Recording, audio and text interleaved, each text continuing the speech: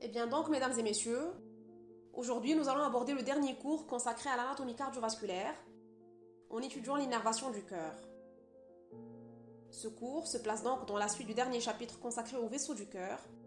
Il permettra de clore ce volet et servira par la même occasion d'introduction à la physiologie cardiaque.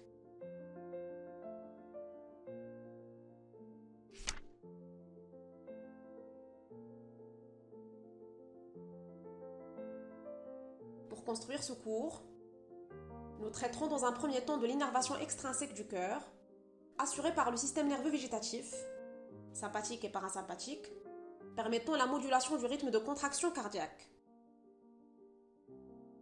Ensuite, et dans un deuxième temps, nous parlerons de l'innervation intrinsèque du cœur, qui correspond à un tissu particulier que l'on appelle le tissu nodal, constitué par des cardiomyocytes qui ont une différenciation particulière et qui ont cette capacité de dépolarisation automatique permettant d'imprimer au cœur un rythme autonome.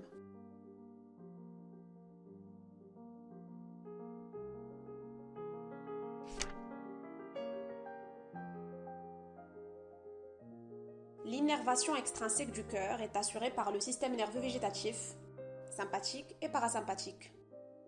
C'est un ensemble de nerfs efférents qui se dirigent vers le cœur et qui vont adapter l'automatisme cardiaque aux besoins physiologiques du corps. Les nerfs cardiaques provenant des chaînes sympathiques augmentent la force contractile, la conduction, l'excitabilité et la fréquence cardiaque.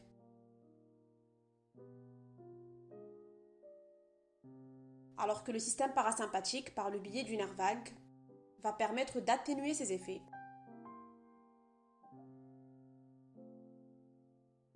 Ces formations nerveuses aboutissent au cœur et constituent autour des gros vaisseaux un plexus nerveux que l'on appelle le plexus cardiaque.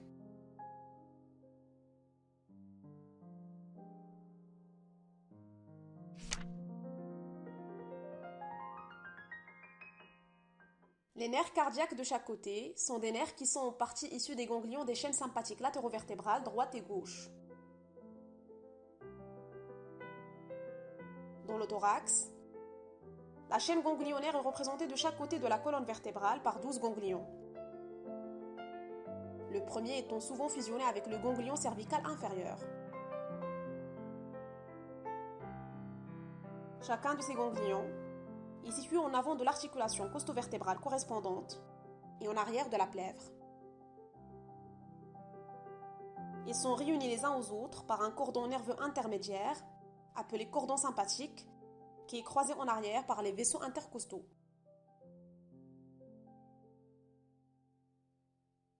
Les ganglions sympathiques sont reliés au système nerveux cérébrospinal par des rameaux anastomotiques ou rameaux communicants blancs et gris qui donnent naissance à de nombreux nerfs périphériques.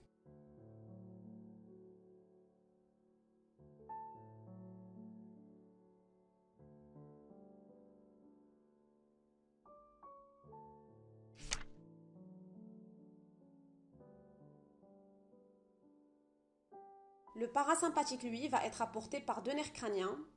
Ce sont les nerfs vagues, correspondant à la 10e paire crânienne. Les nerfs vagues vont donner tout au long de leur trajet cervical et thoracique des rameaux cardiaques qui vont venir alimenter les plexus cardiaques, en apportant donc à ces structures végétatives les éléments de leur contingent parasympathique.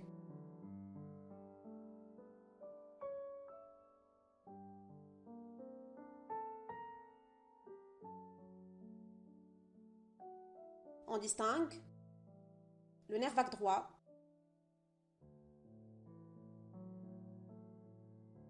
et le nerf vague gauche.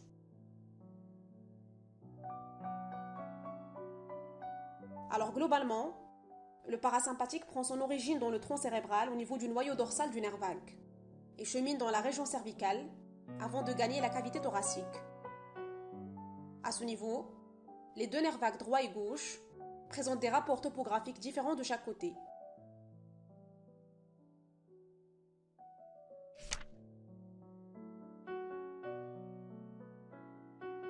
Commençons à présent par le nerf vague droit.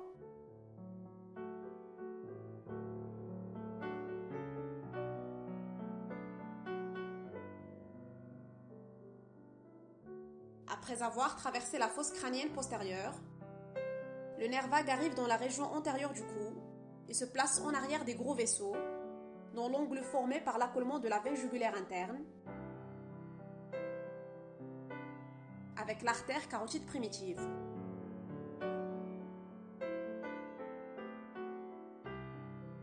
Au niveau de l'ouverture supérieure du thorax, le nerf vague droit passe entre l'artère et la veine sous-clavière droite, avant de se mettre au niveau du médiastin supérieur, où il descend sur le flanc droit de la trachée jusqu'à sa bifurcation. À ce niveau-là, le nerf vague droit se place en avant de l'œsophage, en arrière de la branche souche droite et en dedans de la veine grande azygos. Il traverse ensuite le médiastin postérieur, où il s'étale sur les parois de l'œsophage pour former le plexus œsophagien. Les nerfs vagues, redevenus tronculaires, forment à proximité de l'hiatus œsophagien du diaphragme deux troncs vagaux. Le tronc vagal antérieur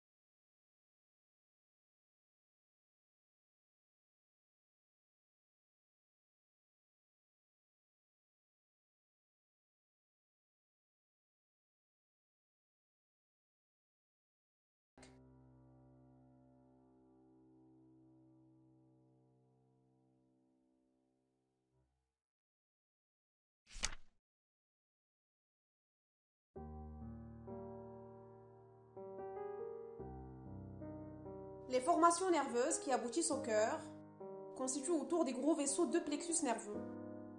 Ce sont les plexus cardiaques supérieurs et inférieurs. Le plexus cardiaque inférieur est situé à la face postérieure de l'atrium droit et donne les nerfs atriaux.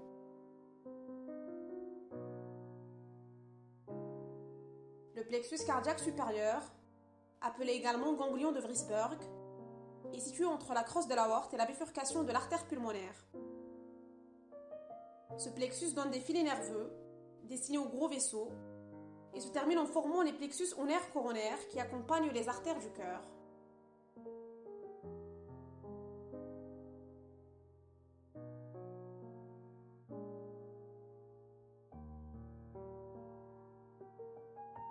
Les plexus coronaires sont au nombre de deux.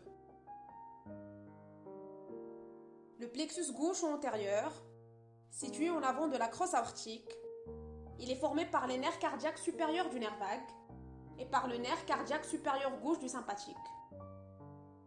Il accompagne l'artère coronaire gauche et ses branches terminales et distribue des rameaux à la base des troncs artériels, à l'oreillette gauche et au ventricule.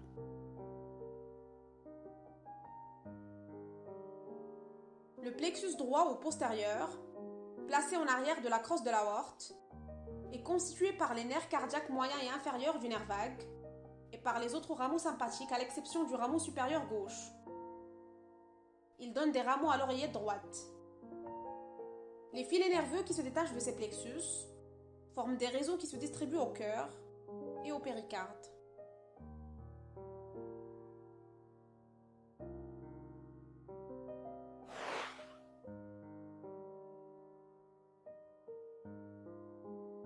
Donc, et pour récapituler, on peut schématiser l'ensemble de ces éléments sur cette vue antérieure des nerfs et des plexus cardiaques. Comme on l'a bien précisé, le système nerveux autonome va être constitué de nerfs cardiaques et de rameaux cardiaques, apportant donc les fibres nerveuses végétatives sympathiques et parasympathiques au cœur. Les rameaux cardiaques sont issus des nerfs vagues. Les nerfs vagues se détachent du tronc cérébral, descendent dans le cou, puis dans le thorax.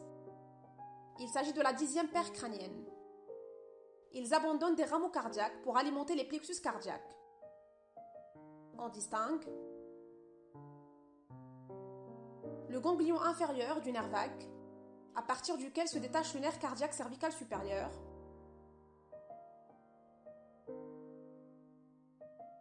le nerf laryngé récurrent, qui permet l'innervation des cordes vocales,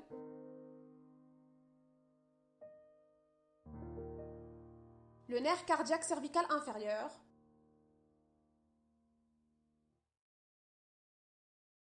et enfin, le nerf cardiaque cervical thoracique. Seuls les nerfs cardiaques cervicaux supérieurs, moyens et inférieurs vont alimenter les plexus cardiaques.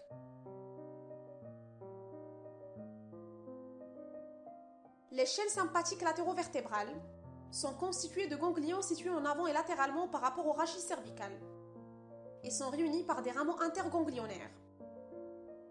Ces structures vont donner naissance à des nerfs cardiaques. Ces derniers naissent des ganglions de la partie cervicale de la chaîne sympathique et proviennent également des premiers ganglions thoraciques.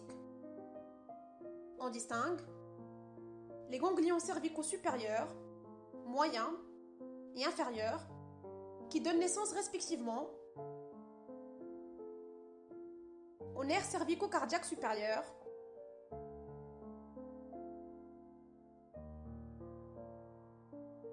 au nerf cervico-cardiaque moyen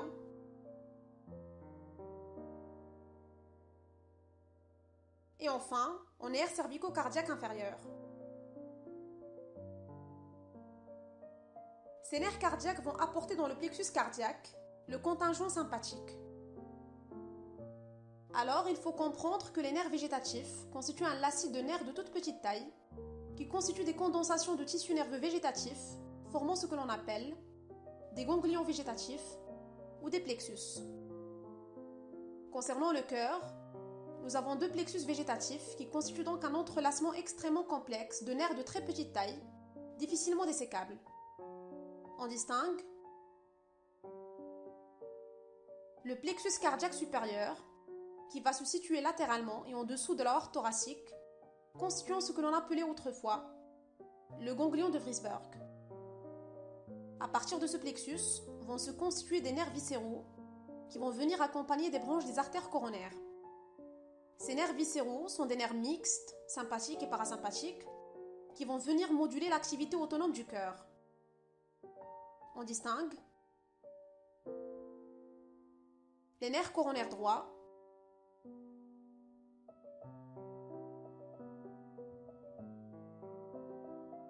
et les nerfs coronaires gauches.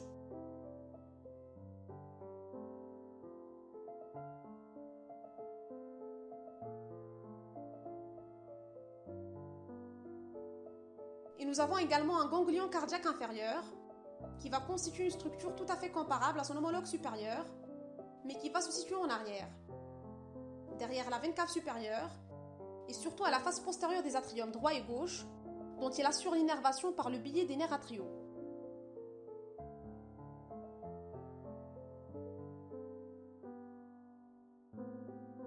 Ainsi donc, nous avons représenté l'organisation du système d'innervation extrinsèque du cœur, avec donc un système sympathique cardio-accélérateur d'origine médulaire cervico-thoracique. C'est un système inotrope et chronotrope positif qui va accélérer le rythme cardiaque et augmenter la force de contraction du cœur. Et un système cardio-modérateur qui est d'origine du tronc cérébral, véhiculé par le nerf vague. Le parasympathique est l'antagoniste du système sympathique, c'est-à-dire qu'il va être inotrope et chronotrope négatif, ralentissant le rythme cardiaque et diminuant la force de contraction du cœur. Le dernier point, qui est un point important en clinique, c'est le point de la sensibilité. Elle est majeure en pathologie, notamment dans l'angine de poitrine ou en gore, et puis bien sûr la douleur de l'infarctus du myocarde, qui sont des complications de l'athérome cardiaque.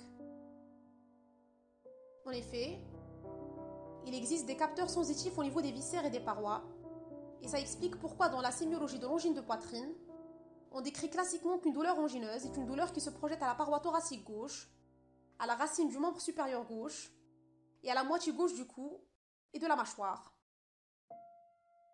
Ce principe de douleur projetée s'explique très simplement en systématisation, parce que les informations sensitives qui sont issues du cœur, et bien dans leur trajet vont se projeter sur les voies sensitives et douloureuses osseuses qui intègrent les zones correspondantes du thorax, du cou et de la base de la tête. Donc la douleur n'est pas habituellement une douleur ponctuelle, mais une douleur qui est plutôt vaguement projetée sur un territoire qui est large.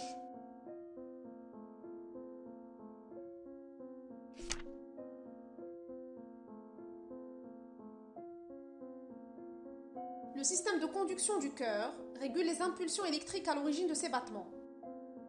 Une impulsion naît au niveau d'un faisceau de tissu nerveux, le nœud sino-auriculaire. L'impulsion entraîne la contraction des oreillettes et le sang se déverse dans les ventricules. L'impulsion se dirige ensuite vers le nœud auriculo-ventriculaire. Elle passe dans le faisceau de His, les branches du faisceau, puis les fibres de Purkinje. Lorsque l'impulsion atteint les ventricules, il y déclenche une contraction et le cœur expulse le sang.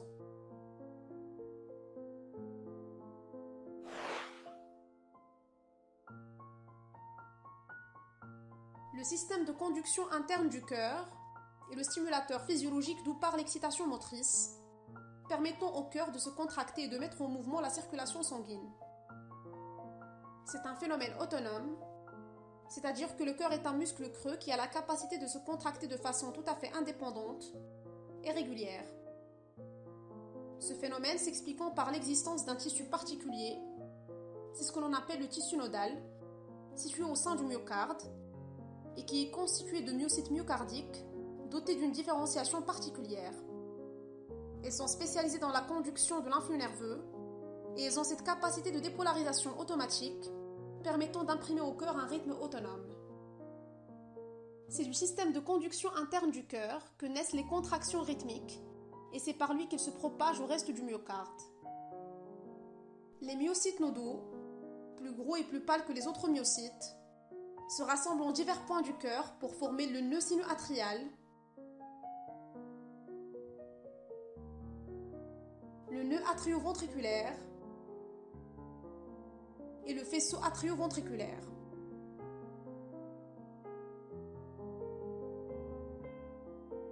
Tous vascularisés et irrigués par des branches des artères coronaires. En cas de défaillance, il peut être remplacé par un stimulateur cardiaque électrique ou pacemaker.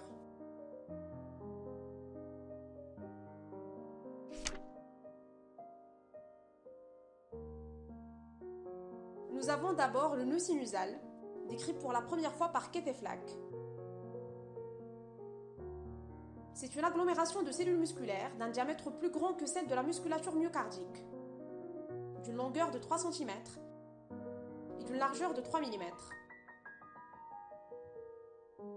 Celui-ci longe dans la paroi postérolatérale de l'oreillette droite, le sulcus terminalis de His.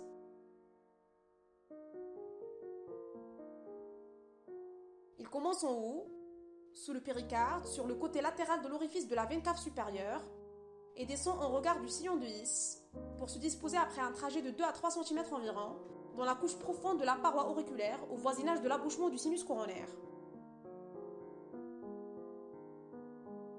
Le nœud sinusal a la capacité d'imprimer des contractions autonomes à un rythme moyen de 60 à 80 dépolarisations par minute. L'onde excitatrice, partie du nœud sinusal, diffuse dans la paroi des oreillettes en cheminant dans les voies de conduction internodales,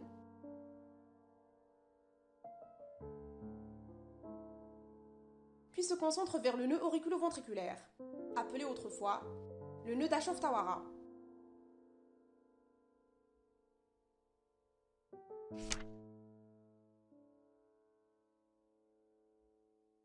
Le faisceau auriculo-ventriculaire ou faisceau de His.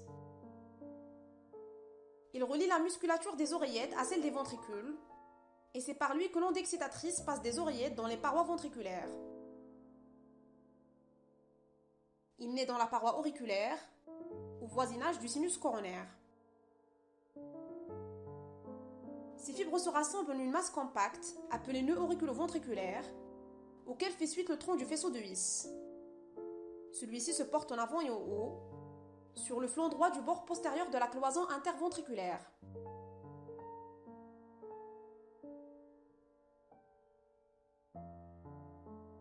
Parvenu à la limite antéro-supérieure du segment membraneux de cette cloison, il se divise en deux faisceaux secondaires, l'un droit et l'autre gauche.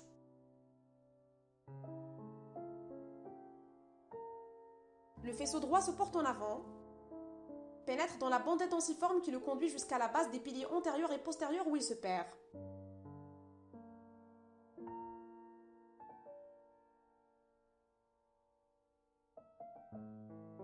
Le faisceau gauche, plus grêle, gagne la face gauche de la cloison interventriculaire et descend ensuite en s'élargissant sur la face latérale gauche de la cloison.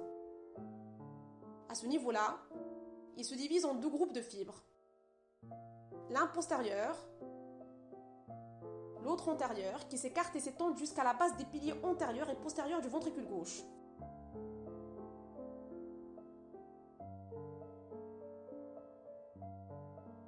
Les faisceaux droit et gauche se divisent vers la base des piliers en de nombreuses ramifications, formant un réseau sous-endocardique aux larges mailles, appelé le réseau de Purkinje. L'excitation du cœur peut prendre naissance dans toutes les parties du système de conduction. Cependant, la fréquence du nœud sinusal, 70 contractions par minute, est plus grande que celle du nœud atrioventriculaire, 40 contractions par minute, et du faisceau de His, 20 contractions par minute, de sorte que le rythme est déterminé par le nœud sinusal. C'est d'ailleurs la raison pour laquelle on qualifie le rythme cardiaque de rythme sinusal.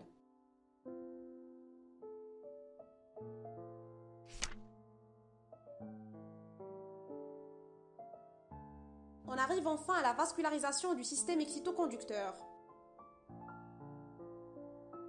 assurée pour le nœud sinusal par une branche de l'artère auriculaire antérieure, provenant de l'artère coronaire droite et parfois de l'artère coronaire gauche.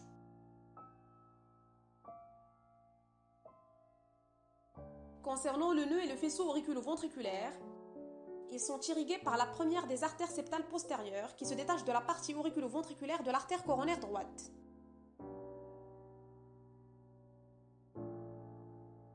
La branche droite du faisceau de His reçoit un rameau de la deuxième perforante antérieure, artère du pilier antérieur du ventricule droit.